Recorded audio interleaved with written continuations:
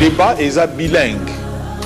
Na français, na lingala, l'invité est libre. Si nous voulons savoir si Jésus-Christ est réellement Dieu, nous devons interroger Jésus. Nous avons aussi des révélations de Jésus-Christ comme Dieu dans le Coran. Non, réponds-moi. Oui, je réponds par un verset. Non, Je réponds. réponds d'abord avant de lire. Je réponds par un verset. Est-ce que tu crois que Jésus est le Père éternel? Je réponds par un verset. Donc tu es incrédule. Non, je réponds par un verset. La Bible parle qu'il y a un seul Dieu. Il n'y a jamais eu trois dieux. Quand il parle de trois dieux, la Bible n'a jamais dit qu'il y a trois dieux. Ça, c'est le Coran qui ment. La Bible n'a jamais dit qu'il y a trois, il y a un seul Dieu. Mahomet écrivait le Coran selon les circonstances qu'il rencontrait. Chaque fois qu'il rencontre une circonstance, il crée un verset.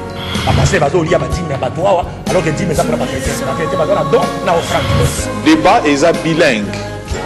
Na français, na lingala, l'invité est libre. Si nous voulons savoir si Jésus-Christ est réellement Dieu, nous devons interroger Jésus. Nous avons aussi des révélations de Jésus-Christ comme Dieu dans le Coran. Non, réponds-moi. Oui, je réponds par un verset. Non, Je réponds. réponds d'abord avant de lire. Je réponds par un verset. Est-ce que tu crois que Jésus est le Père éternel? Je réponds par un verset. Donc tu es incrédule. Non, je réponds par un verset. Voilà, on vous retrouve encore tout à l'heure. Excusez-nous pour cette panne du courant, de l'électricité.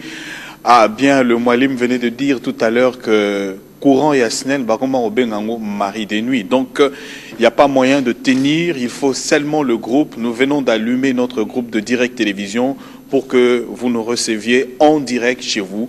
Voilà, présentation faite maintenant, je suis obligé de reprendre encore.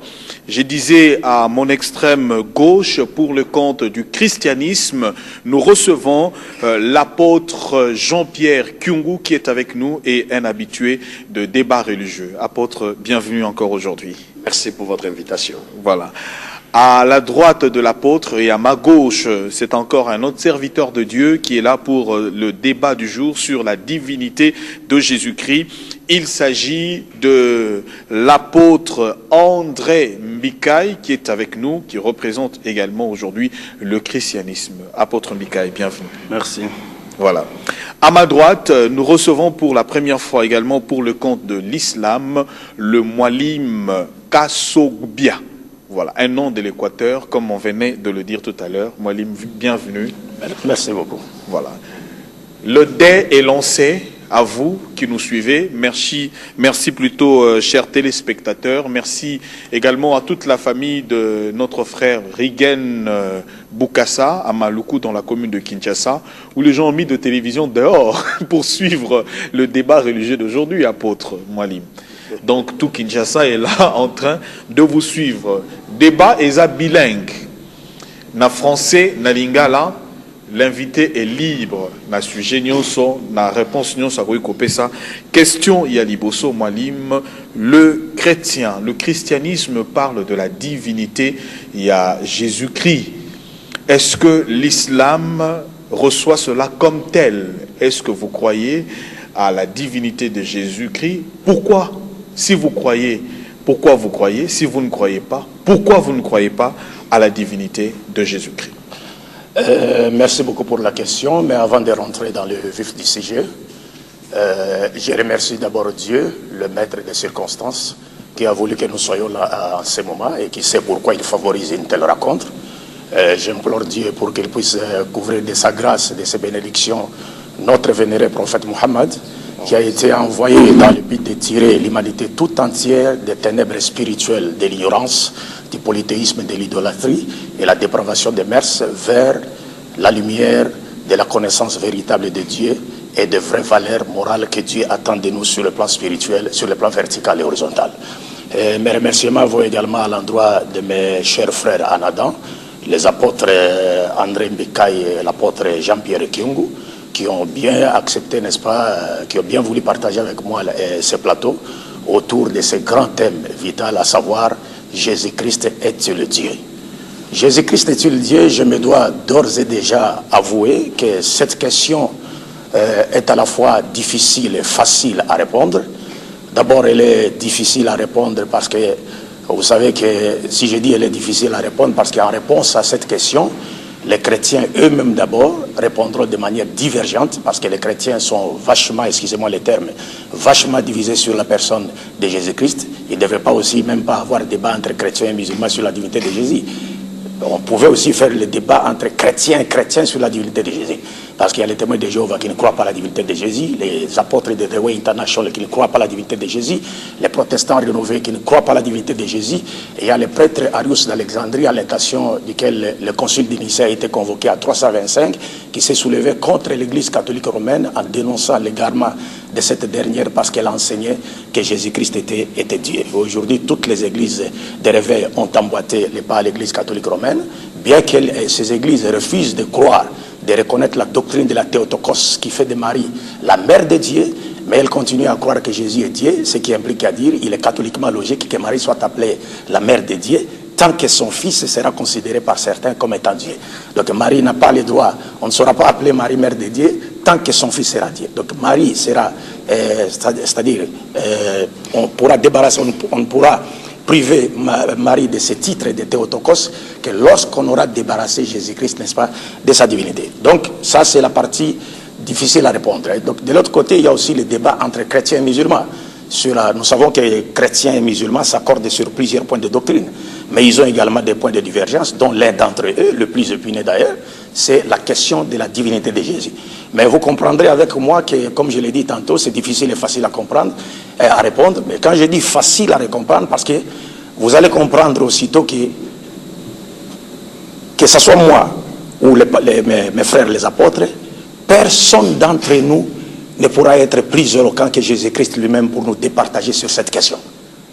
D'ailleurs, personne d'entre nous ne pourra être plus éloquent que Jésus-Christ lui-même. D'ailleurs, on dit que le premier point de départ pour connaître quelqu'un consiste à l'interroger. C'est-à-dire, si nous voulons savoir si Jésus-Christ est réellement Dieu, nous devons interroger Jésus parce qu'il a prêché, il a enseigné, n'est-ce pas?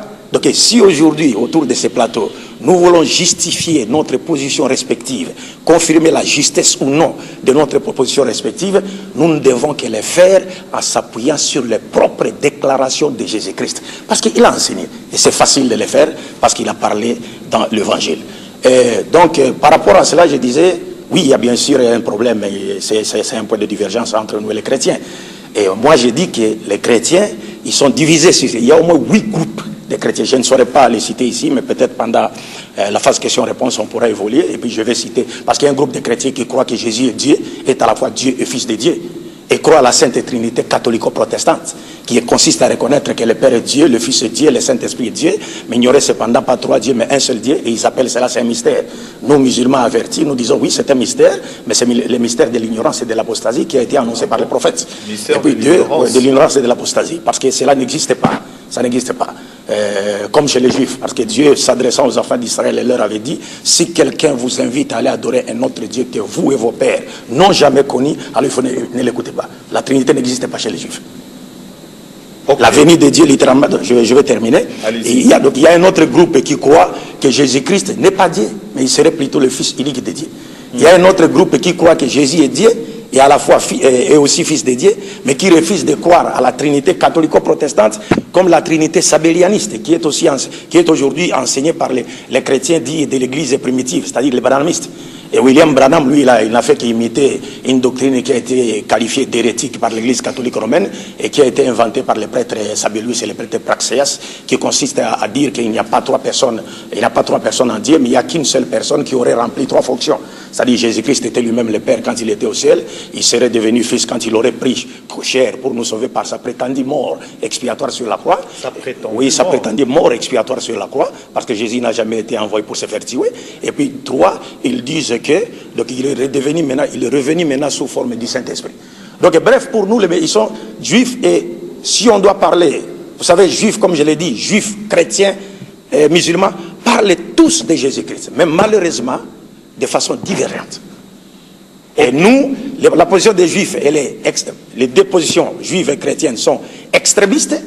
Les juifs ont sous-estimé Jésus, les chrétiens l'ont surestimé. Les musulmans ont une position du juste milieu que la raison raisonnante ne saura réfuter, et nous le verrons au cours de cette émission, Inch'Allah. Merci. Alors, merci. Donc, vous refutez que Jésus est Dieu. Vous vous basez de groupes de chrétiens entre eux qui discutent déjà autour de la divinité des Jésus. D'autres prétendent qu'il est Dieu, d'autres disent qu'il est fils de Dieu, il n'est pas Dieu, ainsi de suite. Et vous êtes allé jusqu'à dire que, donc, si Jésus était Dieu, Marie serait la mère des dieux. Donc, il faudrait que Jésus lui-même... Non, j'ai dit ceci, pour ne pas me faire dire ce que je n'ai pas dit. J'ai dit, il y a des chrétiens des églises de réveil qui accusent aujourd'hui l'église catholique de s'être égarée du droit chemin. Qui ne croient pas que Marie doit être... Ça, c'est la foi chrétienne. Nous ne croyons pas que Marie soit la mère de Dieu. Donc, qui lui refuse le droit d'être appelée la mère de Dieu, la doctrine de Théotokos. Mais qui continue pourtant à croire que Jésus est Dieu. Donc, nous disons, tout cela se retrouve dans le même panier. Et moi, si je vais finir, je vais demander à mes frères, Inch'Allah, au cours de cette émission, et aux téléspectateurs qui nous suivent à ce moment, j'ai dit, excusez-moi de vous avoir interrompu, c'est juste un élément additif. Moi, je dis j'interpelle les téléspectateurs, les directives qui nous suivent à ce moment, que la question de la divinité de Jésus-Christ peut facilement être répondue en lui opposant une question. Une seule question. Qu'aucun chrétien de la République démocratique du Congo ne peut répondre. Laquelle? Jésus-Christ a-t-il été Dieu dans le ventre de sa mère? Si oui, quelles sont vos preuves bibliques? Sinon, quand devint-il Dieu? Je laisse cette question sur la table. Parce que moi je vais répondre dans la Bible que Jésus n'a jamais été Dieu dans le ventre de sa mère sur base de ses propres paroles. Merci Moualim Kassobia. Voilà, maintenant les chrétiens vont répondre. Apôtre Jean-Pierre Kyungu, vous êtes le premier du côté du christianisme à prendre la parole. Nous remercions Dieu notre Père qui nous donne la grâce d'être là et notre Seigneur Jésus-Christ qui nous donne la force pour que nous puissions nous retrouver ici ensemble avec notre ami qui est là pour que nous puissions débattre ensemble sur la divinité de Jésus-Christ. Il a fait beaucoup de recherches sur la théologie chrétienne. Nous voulons lui dire aujourd'hui, le Coran n'est plus un livre caché. Le Coran est dans tous les portables. Le Coran est dans toutes les maisons. Le Coran est en français aujourd'hui. Ce n'est plus un livre caché. Donc, nous avons aussi des révélations de Jésus-Christ comme Dieu dans le Coran. Dans le Coran. Dans le Coran. Jésus est Dieu dans le Coran. Dans le Coran. Ah bon? Donc, lui, en ce là, je trouve qu'il n'est pas vraiment un vrai musulman. Ah bon? Oui, parce que les musulmans ont le respect du Coran et de ce que le prophète a annoncé. Donc, ça c'est très important. Au moment venu sur plateau, nous ferons sortir. Mais nous ne pouvons pas justifier Jésus par rapport à d'autres livres. Nous allons justifier Jésus par rapport aux Saintes Écritures. Voilà, je voudrais partir dans l'Ancien Testament. Ça c'est très important. Nous nous retrouvons au 8e siècle avant la naissance de Jésus-Christ. Parce que quand il est en train de parler de plusieurs courants de christianisme, et quand il cite le témoin de Jéhovah, les témoins de Jéhovah ne sont pas des chrétiens, et même disent ça, ils ne sont pas chrétiens. Et même disent ça. Donc de ce côté-là, il fallait qu'il laisse un témoin de Jéhovah parler. Les témoins de Jéhovah ne sont pas chrétiens. Donc c'est leur point de vue. Mais le point de vue des gens ne doit pas contredire les Écritures. Je voudrais partir avec Ésaïe. Nous croyons à ce qui est écrit, ce qui est la parole. Ésaïe, chapitre 7, le verset 14. Dans Ésaïe 7, verset 14, il est dit ceci, j'aimerais qu'on suive ça attentivement. Il est dit ceci. Voilà pourquoi c'est le Seigneur lui-même qui vous donnera un signe. La Vierge sera enceinte, elle mettra au monde un fils, on l'appellera Emmanuel. 8 siècles avant la naissance de Jésus. Ésaïe prophétise sur ça. Je prends encore Ésaïe chapitre 9. Dans Ésaïe chapitre 9, les versets 5 et 6, voilà ce que la Bible dit.